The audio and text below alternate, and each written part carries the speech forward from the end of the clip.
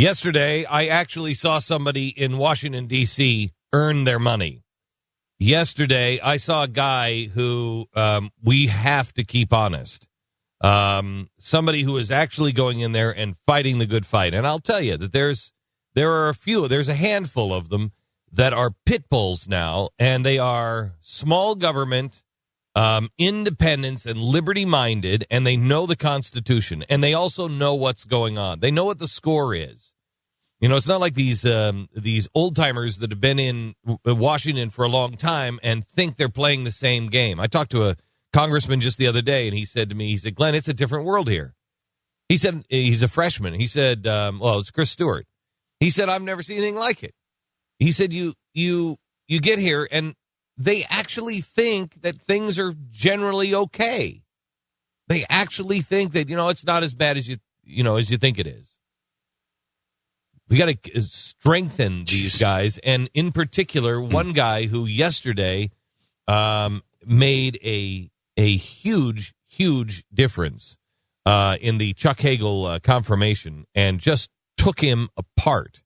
And even if you were for Hagel, afterwards you're like, I don't think I'm for this guy at all. It's Senator Ted Cruz from the great state of Texas.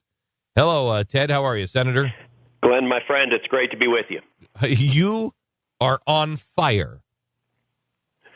Well, thank you. There are a lot of challenges, and they're all happening at once. And I'm certainly, I feel honored to have a chance to hopefully do some good and stop some bad things that seem to be coming down the pike. Let's go over. There's an op-ed that came out about Chuck Hagel that you wrote, where you just took him apart. Why don't you give us the highlights of why Chuck Hagel should not be the Secretary of Defense? Well, I mean, I'll say first of all, Hagel certainly has a distinguished military career, and he's a Vietnam veteran, and I don't think anyone questions his personal courage or record, but his foreign policy views have been really extraordinary, and I think they have been dangerous. They have been contrary to the national security interests of the United States. He would not last night or yesterday with John McCain admit that he was wrong about the surge. I mean, that was really quite remarkable. And it was actually an easy opportunity for Chuck Hagel. What he could have said, look, he prominently opposed the Iraq War, which there were people that did so, and he opposed the surge. He said the surge was the greatest foreign policy blunder, I think, in modern times is how he put it. Yeah, I think he said since Vietnam. Since Vietnam, that's right.